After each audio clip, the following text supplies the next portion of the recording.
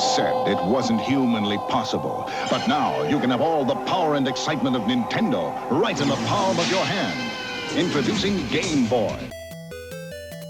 The 90s brought one of the most iconic gadgets of all time. Yes, the Nintendo Game Boy.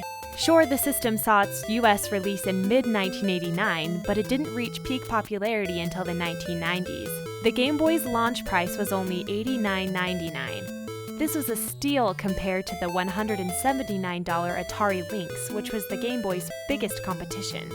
The first Game Boy in all its gray plastic glory was bundled with the classic game Tetris.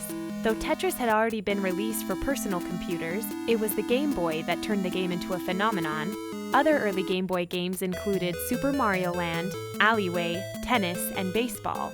Initial advertisements for the system were somewhat controversial, with messaging that hinted at violence and promiscuity. In spite of, or possibly thanks to, this questionable marketing strategy, sales of the Game Boy system took off.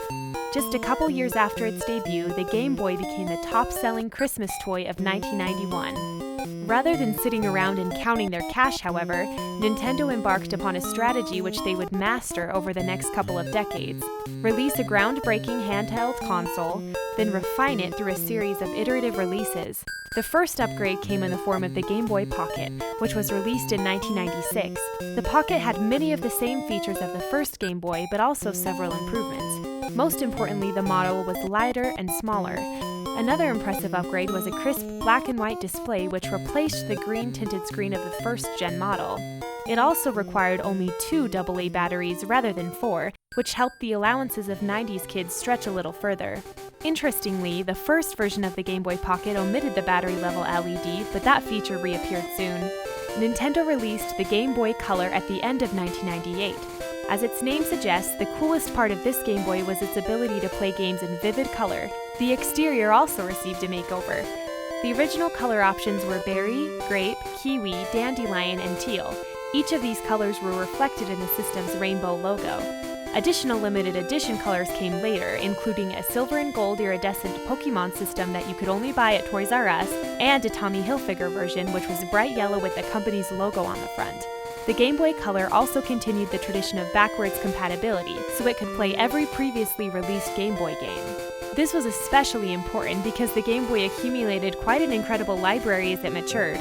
Notable games include Donkey Kong, Kirby's Dream Land, DuckTales, The Legend of Zelda: Link's Awakening, Pokemon Red and Blue, and Super Mario Land, though the list could go on and on.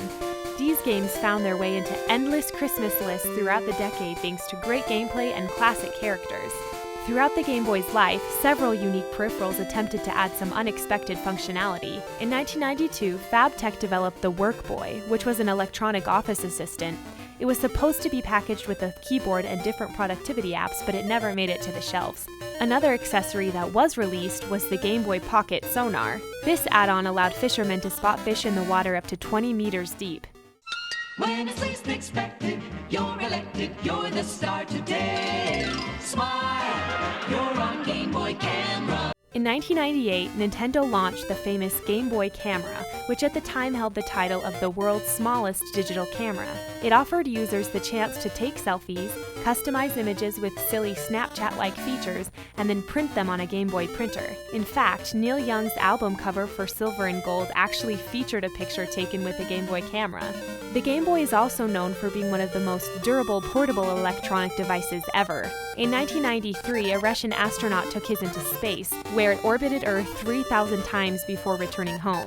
Another Game Boy survived a bombing during the Persian Gulf War, and functions to this day inside the museum at the Nintendo store in Times Square. If you're lucky enough to still have an original Game Boy, Nintendo offers full support to this day, including a hotline to call with troubleshooting issues.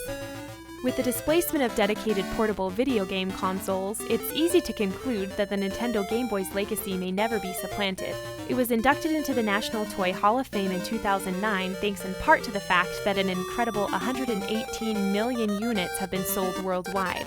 The console also paved the way for the successful Game Boy Advance, Nintendo DS, and Nintendo 3DS. For many in the 90s, the Game Boy was the ultimate gadget, affectionately occupying pockets and backpacks with the dedication of today's smartphones. If you were lucky enough to own a Nintendo Game Boy, we're willing to bet that you too will never forget the magic that it held.